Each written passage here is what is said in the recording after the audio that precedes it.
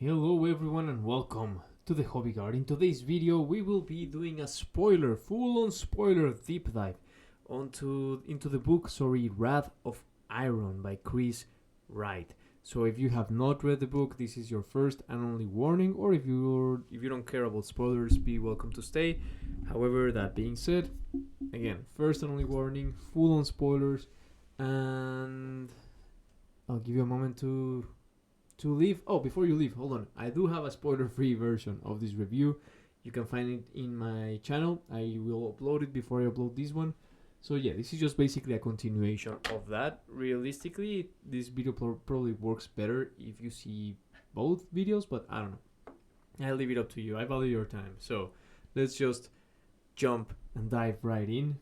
And okay, this book, as you can see in my previous review, I absolutely love this book. To me, this is peak grimdark. To me, this is the epitome. Anyways, to me, this is what it means to be grimdark in the Warhammer universe, right? Just the way things are set up is like, yeah, the people in charge of the Imperium absolutely suck. Pretty much, in order to get ahead in this galaxy full of horrors, you have to be very selfish, very egotistical sometimes. No, that's not right. You don't have to be egotistical. You just have to be willing to make horrendous sacrifice both of yourself and of other people for the greater good of humanity, basically, right? And it only works because the enemies of the Emperor are so horrific. They are literal nightmares walking in the material realm, literally, right?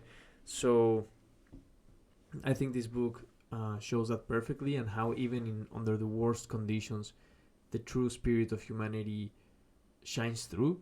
Sometimes this book reads like a horror story. Sometimes it reads like an action book, like a heroic military novel. Sometimes it reads like a military drama, but it is always grimdark. It is always interesting if you like that sort of stuff. Now, I will basically talk in this video about the highlights of the story for me, the stuff that will remain with me pretty much always, or whenever I think of this book, like the impressions that it left on me. So not necessarily only about characters, but I guess I can talk about characters again, just diving right into spoilers. The librarian, the Iron Hands librarian in this book, was not a character that I quite enjoyed as much at the start. It was to me just like another narrator. But by the end, he has some of the most harrowing descriptions of what it is like to be a Space Marine librarian. Not description, but an example. When he sacrifices himself to close the Chaos Portal, the Warp Gate, or whatever it was called, that was allowing in all these demons, all these Slaanesh demons, and which was basically the main focus of their entire operation. So at this point in the book, we have already learned that the Iron Hands were being so horrible to everyone else, and just so careless with the expenditure of human lives, and just rushing in to take this hive city in order to avoid the portal opening. But when the portal finally opened, well, they did it in order to close it, right? And this Iron Hands librarian, literally sacrifices himself. He sacrifices his soul to eternal damnation in the warp, to be torn away by literal demons till the literal end of time, because there is no time in the warp, or it works very differently. And he does it without a second thought. And the description of the little amount of pride, or not pride, but pleasure that he takes on basically ruining the day for the Chaos demons, even though it means he gets to spend all of eternity in hell. Well, that was some pretty grimdark stuff. To me, that's the essence of Warhammer. Heroic characters doing horrible acts and then committing very heroic sacrifices that perhaps don't make all that much sense, But in a galaxy that's so violent and so filled with horrors, every little bit counts, and that's just the story of every day in everyone's lives. Certainly, I think the Iron Hands in this book are not there to be liked. Perhaps they're not characters that you feel very empathetic for at the start, until you understand and they reveal that actually the reason that they are so obsessed with the weakness of the flesh is because they think that the flesh cannot keep up with their convictions, as I explained in my previous video. They think that the flesh is weaker than their soul. They think that the flesh is weaker than the purpose. And funny enough, that's exactly why this Space Marine librarian character, this Iron Hands librarian character works. It's not where my mind goes off when I think of an Iron Hands, not a librarian. But it works in this case because he's the one that literally shows, like narratively, shows a description of how strong the soul of an Iron Hands is and how strong their convictions are, to the point that even their souls are like a flicker in the warp. They're almost gone because they have to combat the warp, right? So they change every part in their body that would give in to any sort of temptation in the warp. They trade it for the machine, which can't fall into temptation. Another one, so yeah, basically the doom of the Iron Hands librarian was one of my favorite parts of this book, but obviously that comes near the end, right? So I'll go into the human faction of this book, which is also very impactful. A lot of this book actually revolves around the Astra Militarum, the Imperial Guard, and particularly there's this commander of the Imperial Guard and his relationship with this commissar, who have become great friends. I absolutely loved their interaction with each other. But when one of them, the general, I think he is, or like the Grand General, he's like the big badass of the Astra Militarum, but he's still following the orders of the Iron Hands because he has to, because that is the hierarchy in this theater of battle. And he realizes that he's just being used by the Iron Hands, him and his troops. So initially, it seems like out of concern for the lives of his troops, he starts to act out. But this commissar is always telling him, hey, watch yourself. Like, literally watch yourself. Like, analyze yourself. Mind yourself. Why are you really doing what you're doing? And the commissar is pushing him all the time, and he's like, yeah, he has to agree with him, but only to a certain point, because commissars have a lot of authority in the in military matters, right? That's their entire reason of being. They are the commissars of the Astra Militarum, and they are a political role. They serve a political role. So he's always trying to tell this general, like, hey, this might not be the best course of action. Hey, if you carry on with this, I might have to like use my commissariat authority. The issue is they are great friends, and in fact the commissar owes his life to the general. And so the fact that the commissar, when he sees that the general is becoming treacherous, he on one hand has to decide, okay, am I loyal to my friend or am I loyal to the Imperium? And then when he realizes, yeah, that's a dumb question, of course I'm loyal to the Imperium, but I'm also loyal to my friend. So he, even though he does betray his friend, he sees it as a betrayal of the commissarial creed, that he doesn't actually shoot him on the spot as he thinks he should have, because of his loyalty. So on one hand, the commissar sort of proves the point. Okay, these two characters, let me rephrase this. These two characters prove both the bad and the good in humanity, right? Because the Iron Hands constantly, this is all juxtaposed with the perspective of the Iron Hands as well, and how they're constantly demeaning humans, and they just don't see them as anything else than a bug, a liability, basically. They're literally thinking, oh, if humans were more machine-like, we would have an easier time. They would be more dependable because we have so much to do and the galaxy is in shambles, and these morons here are concerned about things like, oh, I gotta eat, oh, I gotta rest, oh, I need a couple hours of sleep, oh, I would rather not die if I can help it. These morons, these weaklings, are concerned with such human concerns. And so there's always this tension of the Iron Hands constantly reprimanding their own humanity, and the humans constantly trying to prove themselves up to the Iron Hands. But funnily enough, the human that actually wanted to prove himself to the Iron Hands, as in the general who starts to disregard their orders and so on, he's the one who ends up showing the weakness of the flesh, and the commissar, who is constantly telling his friend, hey man, you maybe shouldn't do this, you're barking up the wrong tree, you're messing with the wrong people, this is not your job, this is not in the job description, and this is not what I signed up for, and my loyalty to the Imperium is probably bigger than my loyalty to you. This is a point that literally gets brought up.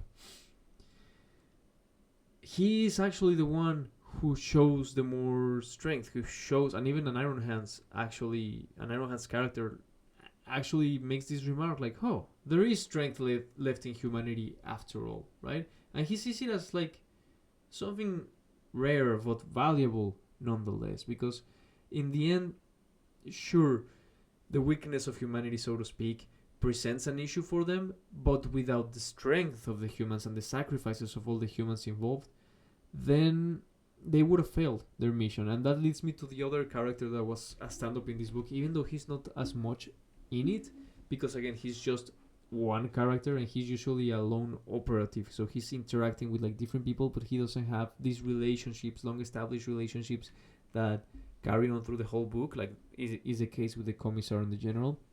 But this is the assassin. I forget his name. I forget all of their names. I'm terrible with names. But anyways, this is the assassin, and he is operating behind enemy lines, and he is basically responsible for the Iron Hands achieving victory by the end of the book. Without this character, none of that happens. The Imperial Guard doesn't break through the Hive City because he is the one who set up the rebels inside the Hive City, and who convinced them to bomb, to rig, to explode to blow up, the defense towers who were protecting the Hive City.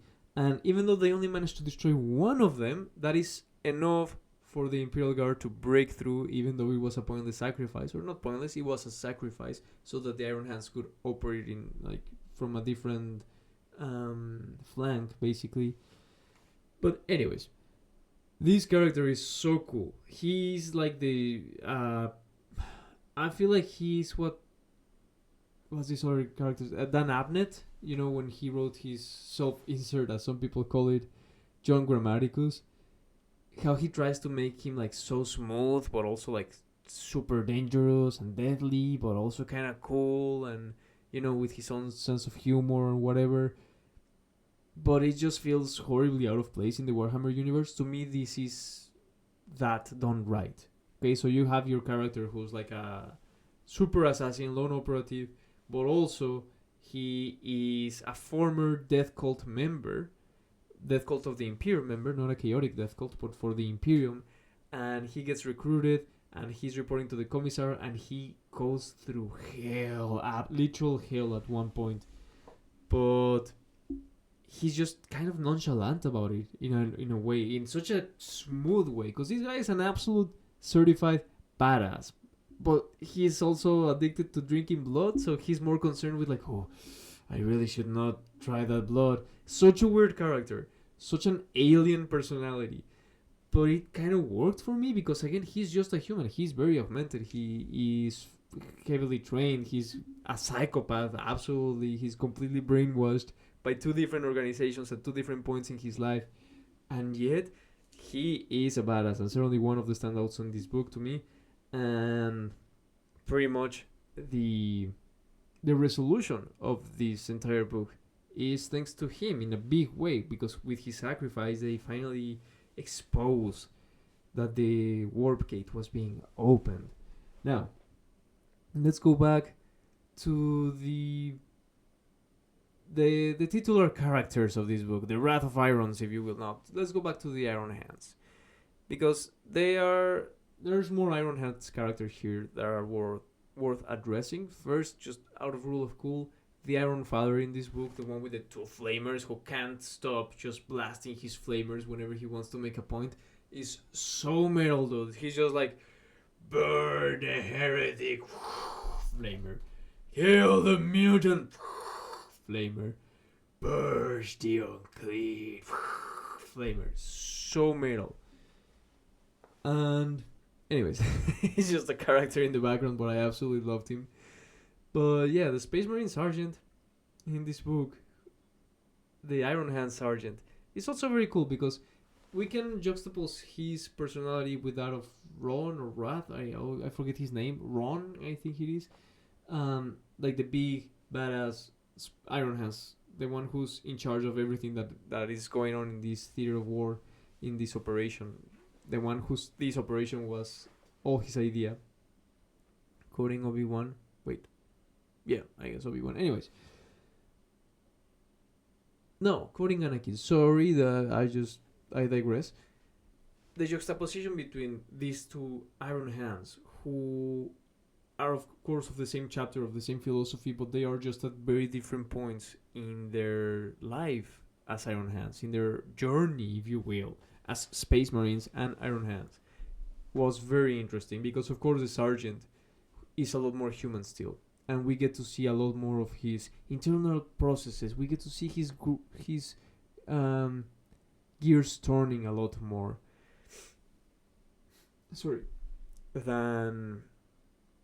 Than Ron. I'm gonna call him Roth because I think his name was Roth. Anyways, the Roth is the guy on the Terminator armor who's also a certified badass. But the Sergeant is very cool, but because he actually has a soft spot. And he just has so many cool moments in this book. For me, another highlight of the book for me, which encapsulates the Iron Hands as a chapter and makes them look so badass, which is like, why can't we have more of this for the Iron Hands? Why do they need to be shown as just idiots and bad people? Of course, they're also bad people, but they're not idiots. So one of the coolest things in this book is when the Sergeant is fighting a literal demon, Slaanesh demon, who starts teasing him like, "Oh, I was there the day your Primarch got killed. Oh, let me tell you all about the day your Primarch got killed." And he's just teasing him as he's in a literal duel to the death with him.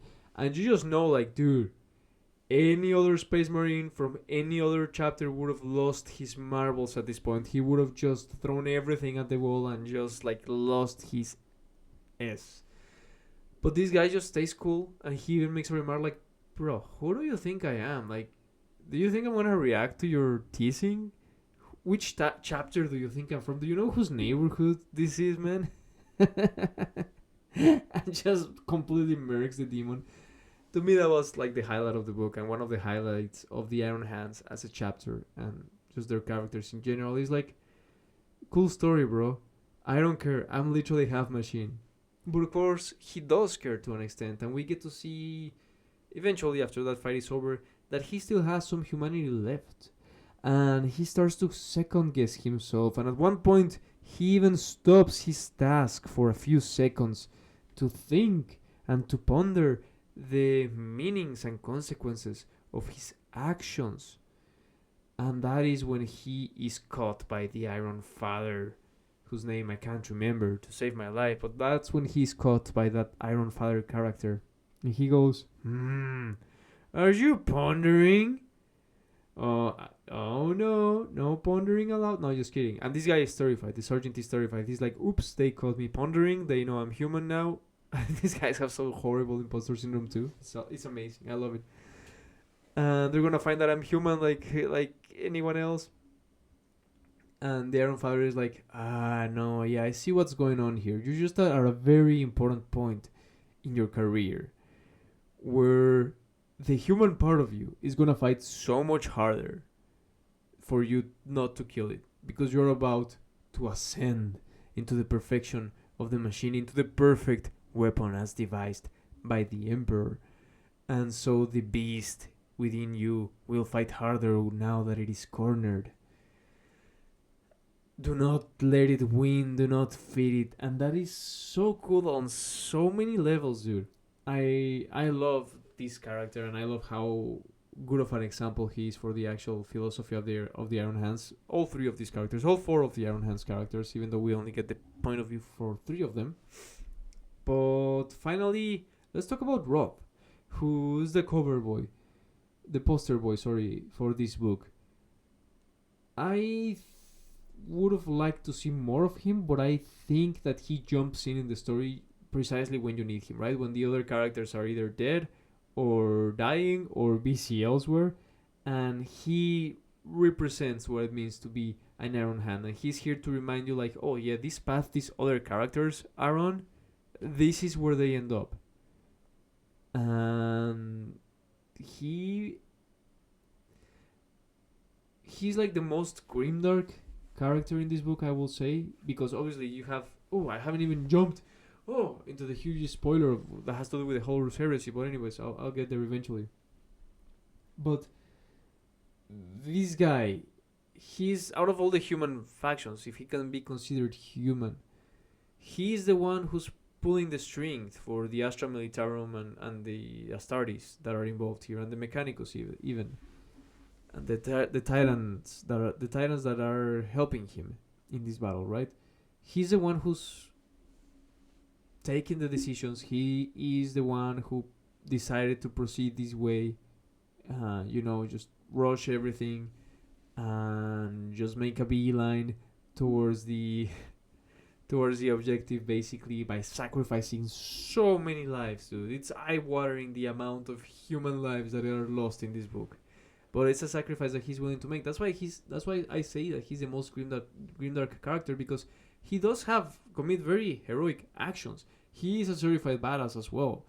It's just he's also kind of the bad guy, and by the time when the book is over and the good guys, quote unquote, win, and then he starts shooting 1 out of every 3 survivors of the Hive City because, well, they should not have fallen to chaos, but we also need to repurpose this world into a manufacturing powerhouse for the Imperium. Like, to me, again, that's one of the things that encompass what grimdark literature is. It is like, yeah, this world sucks. This universe is horrific.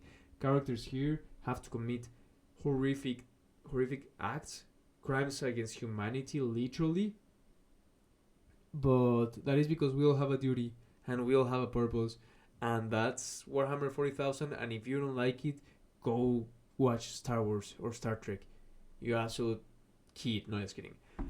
That is, to me, the grimdark that I wish had not been lost in the newer stories. That's, to me, the grimdark that I feel like has been getting lost. Now, keep in mind, when I say getting lost, I don't say it's not written at all. It's just more and more hard to find, I believe. Because Warhammer always, not always, but from the moment I started reading the Warhammer novels, I found out fairly quickly, like, they have a bunch of different themes and they cover a bunch of different genres even, and there's almost something for everyone, so long as they're into incredible horrific acts of violence, but also heroism, and we get all of those things in this book. So to me, this is definitely, as of now, one of my favorite Warhammer books. It's just one of those books that remind you why you were drawn into Warhammer in the first place, just how alien everything is, and the universe, how the universe works. Sorry, I had to change my camera to the other side of the screen because I changed my background video and I want to cover my ugly face, even though my background video is lagging. Why not? Why not, computer? Why wouldn't you work when I need you to, the way I need to? Anyways. The descriptions of how strange this world is. I'm all for, like, the grimdark descriptions in this universe. Sometimes it gets very sci-fi, sometimes it gets very fantasy, but now let's address the big, thick, fat demon in the room. Julius Caesar, I think his name. As soon as he said it, I was like, wait, is that from the many years ago, at least at least 4 years ago, or 5 maybe, I read Fulgrim, the book Fulgrim from the Horus Heresy, the fourth book in the Horus Heresy. Sorry, the Horus Heresy. And I'll save my opinion of that book for a different video. But I did remember the name Julius Caesar. That's his name. And holy hell, the fact that he's in this book was like, first of all, it is very cool, but also, why wouldn't they, right? I don't need all my stories. It's not the Avengers, so I don't need all my stories to be linked to a bigger story somewhere and a character from the big movie being the small movie or the small show. I don't need that. But also, it just made it so much cooler to be like, oh, this guy has been around since the heresy. And that is how those guys, those Emperor's children that were the closest to Fulgrim in the heresy, this is how they ended up, at least in the case of this character, right? We know of other characters who ended up elsewhere, like Eidolon or Fabius Bile. But again, this is one of the characters who was closest to Fulgrim. This is one of the characters who witnessed perhaps the biggest tragedy, or one of the biggest tragedies in the history of mankind, with his own eyes. And now he's just this absolutely debased, disgusting warped demon, this former hero of the Imperium, who has to face the new Space Marines. When he was like from the first batch of Space Marines, well, not the actual first batch, but from the first founding Space Marine legions, he has to fight against these newer Space Marines, 10,000 years later.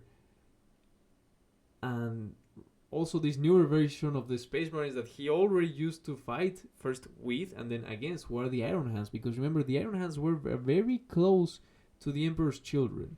They were these legions were friends. They were inseparable. You could argue they complemented each other in many ways, right? In many ways, because the Emperor's children were everything that the Iron Hands are not, in a good way. Like, the Iron Hands could be so mechanical and so stubborn and so single-minded in purpose, and they could have like such a strong conviction only because they were so good friends with the Emperor's children, and because the Emperor's children were the artistic ones, they were the creative ones, they were the ones who wanted to be like the poster boys, they wanted to be the noble ones, and they wanted to encompass all those characteristics that Astartes can also have. But in order for them to have them, they also need this backbone of machine men who are ready to march down upon the enemy without thinking of anything else other than achieving the objective. So the relationship between those two chapters and their two primarchs was always beautiful. But the way it ends up, it's also one of the most tragic things in the story of Warhammer. So the fact that you have this character, this big name character from the heresy, fighting the newer Iron Hands, just really puts into contrast, because he even acknowledges how much they've changed, how weaker they have become, because they have become less human. But of course, from the point of view of the Iron Hands, becoming less human is the point. And, it's not a nice thing. In our universe, I think they would be wrong. I think it's great to be human. At the same time, at the end of the day, when all is said and done, their philosophy is proven right. In some ways, right? Humanity also proves that they have their own way of their own strength, so to speak, and without the humans in this book, sorry, their own hands would have lost immediately. Not immediately, perhaps, but they would have lost the overall war. But when Julius Caesar is fighting Roth, he literally gets beaten up by him and the librarians. So, goes to show, the machine stronger than Chaos Corruption? I don't know, just kidding. I'm rambling now, but I just wanted to mention that awesome moment from the book. And there are so many more that I could go into, but I don't want this video to be completely unwatchable. We're going on 30 minutes now, so I'll just brainstorm a few moments of the book that I really enjoyed, a few highlights of the book.